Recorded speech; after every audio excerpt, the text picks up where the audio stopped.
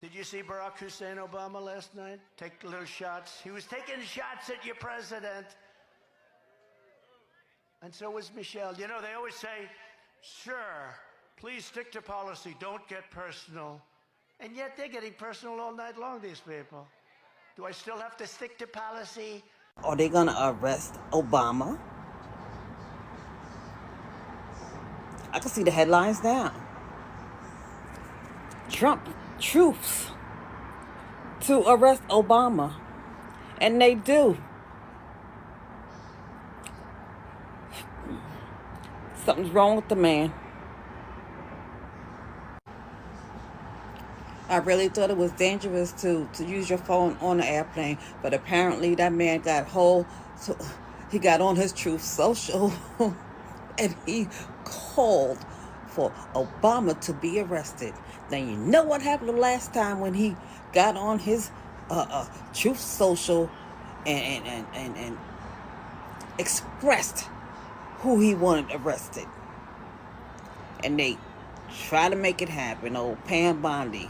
So I just wonder, will this Todd Blanche, will he do the same? I did not appreciate the Barack Obama presidency enough between the ages of 7 and 15 because, God, I miss Obama. I just miss, having a normal dude in the White House. Even if you disagreed with his politics, you could understand that he was an upstanding person and a good guy. At the same time, he had this impenetrable, unrelenting aura around him. Yeah, he was the commander-in-chief sometimes, but other times he was just Barack. Rewatching a lot of old clips, I miss when presidents were just normal people. Do you want to know what I miss equally as much as the Barack Obama presidency? Michelle Obama in the White House. God, dude, I miss Michelle. The first ladies, as far as I know, are not obligated to actually do anything, but every first lady before Melania was doing shit. But Michelle, she was doing the most. She was catching heat from some of the most far-right politicians out there because she said kids should eat healthier meals. Now we haven't had a baddie in the White House since 2016, and it absolutely shows. What the hell has Melania Trump actually done? For real, though. Every time she's on camera and she speaks, it looks like it's painful for her to do so. Michelle here was out on iCarly and doing promos for the Penguins of Madagascar like a regular person. Meanwhile, Melania can't even say the word pickles. It's weird. Even if they weren't in politics, Barack and Michelle would be such a power couple, man. They both have this no-nonsense swagger and aura about them, but at the same time, they're just so fun. I miss having them around. Come home, Obama. The babysitter is weird. I miss Obama, I do. Like his politics or not, you gotta admit, he was the best at the job of being president. The affability, the charm, the man looks good in a suit. Yes, and it sucks for him. He could only do the job he was best at for 8 years. Let him be president other places. The way athletes go to other teams. And this is how you know that the Obamas were the people's choice. Because they are taking Trump through there. I'm talking about everybody turning Trump every which way but loose about the Obamas. And that's how you know them was the people's. Obama did it better. Obama did it better. The new talking point from MAGA is, well, Obama dropped bombs too. Yeah, he did. And he did it better. Obama was able to use surgical strikes and limited military operations to take out targets and not start a fucking war. How about that shit? He did it better. In fact, most of the things that the Trumpies like about Trump, Obama did better. We'll go with unemployment. Obama did better. Economy. Obama did better. Deportations. Obama did better. He was able to deport way more people than Donald Trump, and he's able to do it on 1/10 of the freaking budget. Yeah? And without sending fucking goon squads into American cities. Obama did it better. Obama was able to get across a healthcare bill. Trump can't. Obama did it better. Obama was able to get tax cuts for the low and middle class. Trump, for the upper class, for the rich. Obama did it better. So trying to say that Obama did it too on any subject just shows the failure of Trump and the failure of his people to recognize that everything that Trump said Obama did it fucking better. They just don't like that a black man did it better than a white man. And one last point, let's not forget that Obama was able to get Iran to enter into a non-proliferation treaty for nukes. Trump couldn't do it, so Obama did it better. Arrest Obama. That's where we're at right now. That's where we're at right now. That's how desperate Donald Trump is. He wants to arrest Obama.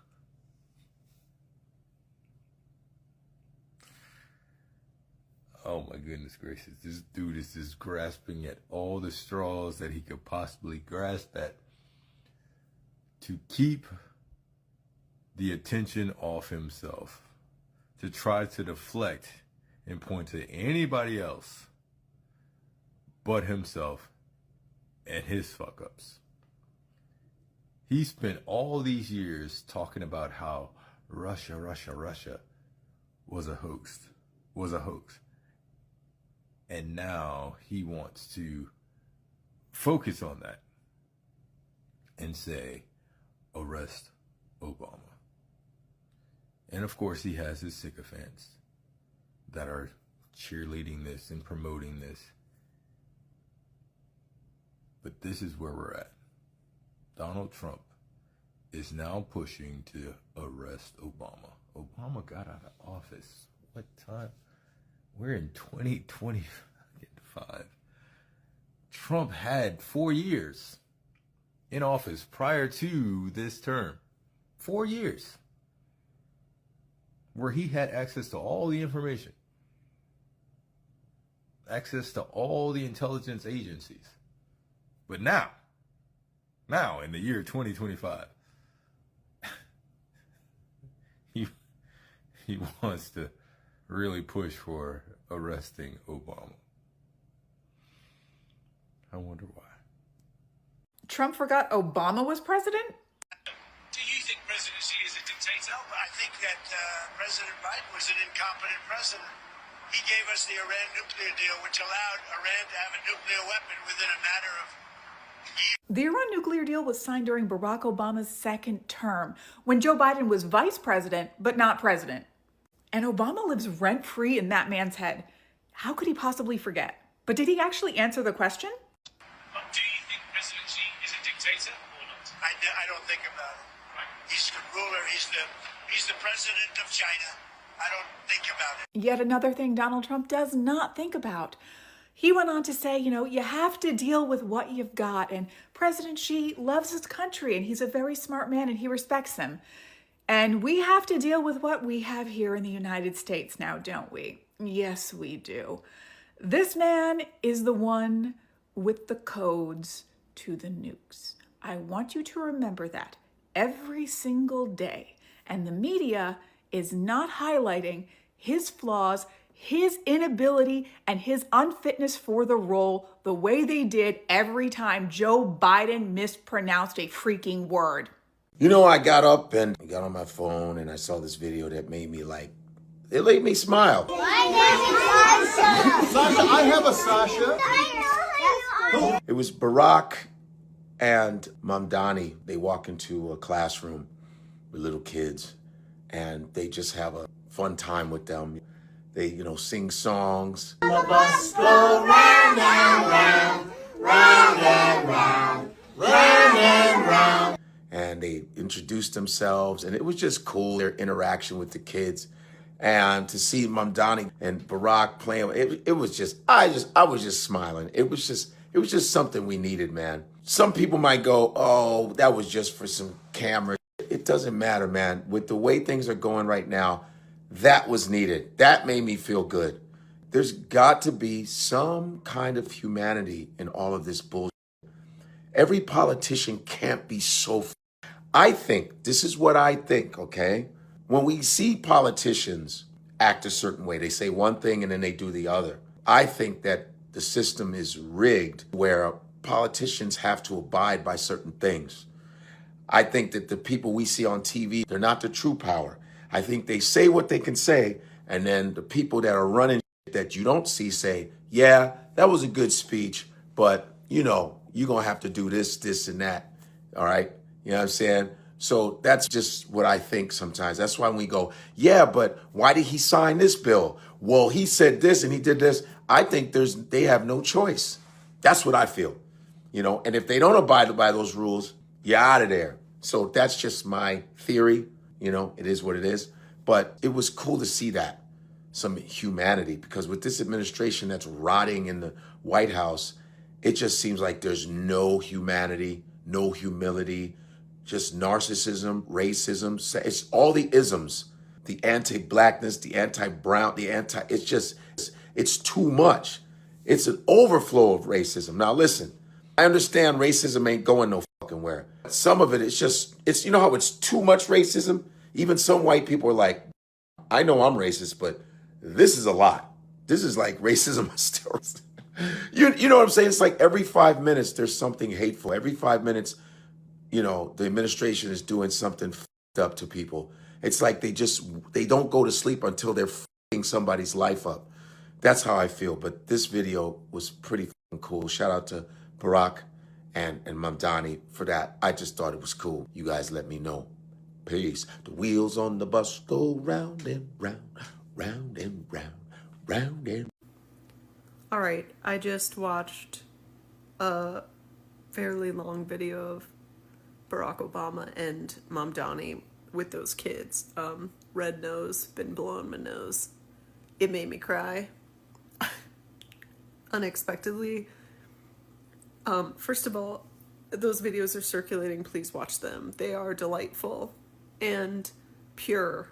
They're so pure. And Barack Obama and Mamdani are so good with the kids. And the kids are so adorable. And the best thing about kids is that they don't care about famous people.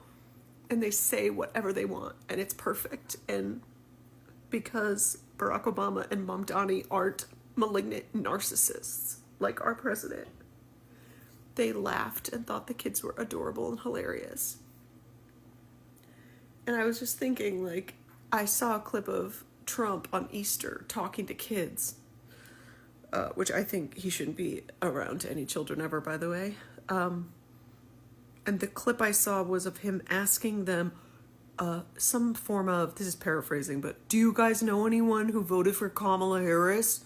Because that was a really bad idea, to 5-year-olds.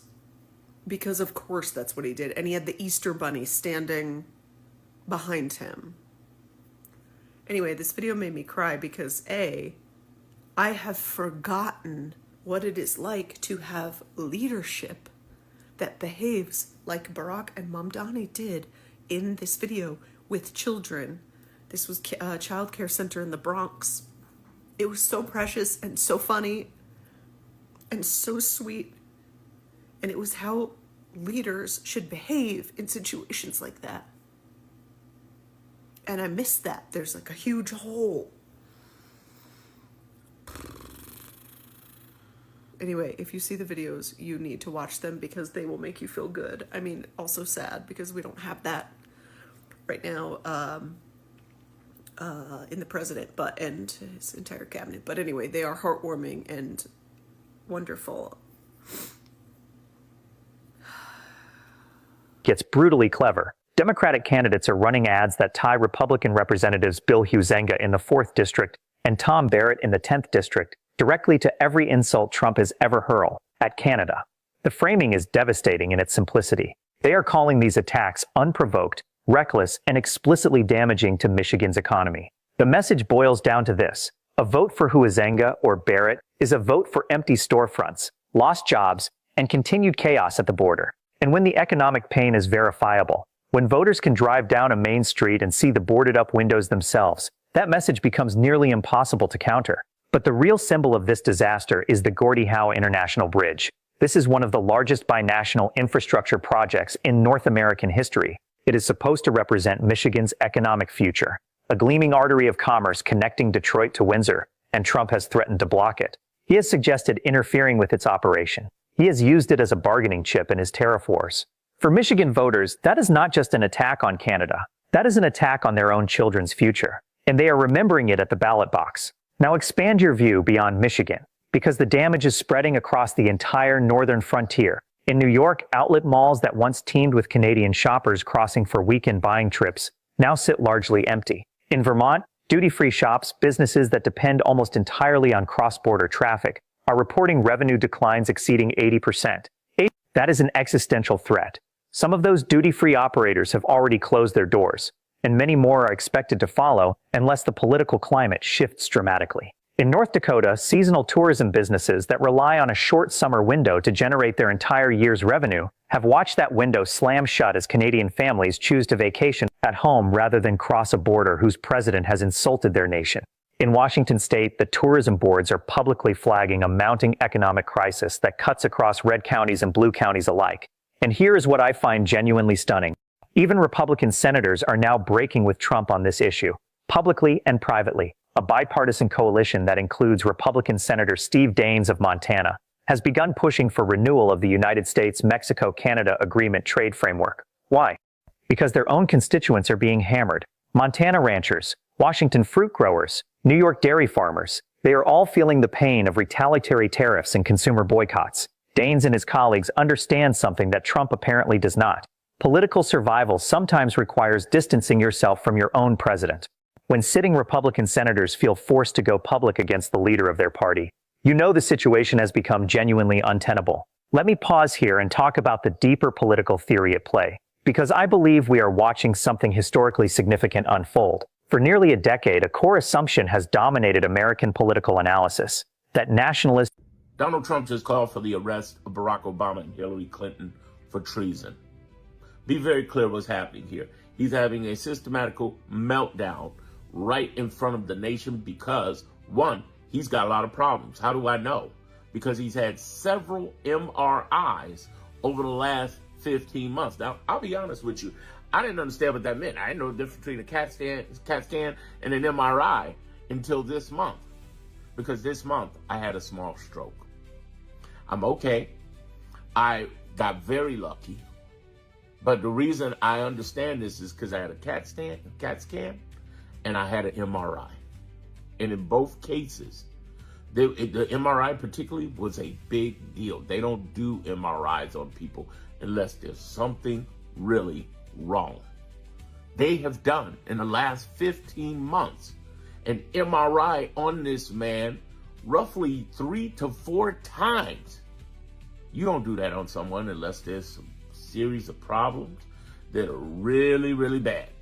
No way in the world Obama had, or Biden had, or Reagan, or any had 3 MRIs within 15 months. He's approaching death. It's coming up. It's time. I said he'd be gone by July. Honestly, if he's gone, and I say this again, J.D. Vance end could be even worse. It's not a time for celebration. It's a time to get ready to keep fighting and keep focused and jump in on J.D. Vance's ass. But here's the real truth about this, and I want you to understand, is that we're dealing with someone who is systematically breaking down. Again, I'm okay. Lifestyle changes I was already doing before, but now it's really happening so I can get better. Everything's fine. But I want you to understand, for me to have this at 55, and then for him to have this at nearly 80, I'm telling you, this guy is in meltdown mode in his body, in his mind. Doctors across the web have said that he's having dementia mode and he's out the door. But what I keep telling all of you is don't worry about that. Chill out and realize what's going on. His meltdown is going to be a combination of bringing down himself, his partners in these grifts and all this other weird shit he's doing to steal from America, as well as the administration, and even more importantly, the GOP Republican Party. You know, I was listening to one of his former advisors, Scaramucci, and Scaramucci was saying some real stupid shit about, oh, Democrats can't stand all of the Republicans, all 70 million of them. And he said some real stupid shit like, grow up.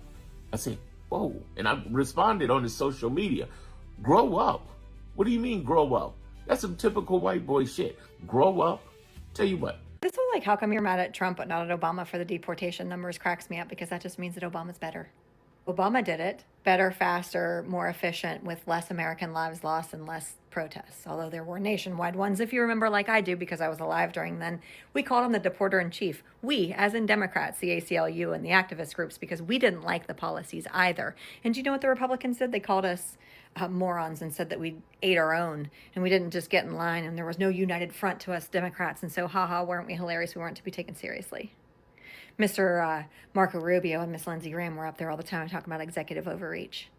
Look at him now, shining bright as a penny on that Air Force One, with zero values and scruples left. But I digress. What you're telling me is Obama's better. What you're telling me is that none of this shit in Minneapolis is necessary, because Obama did it better, faster, stronger. Trump sucks at his job, and this is just another indication of that.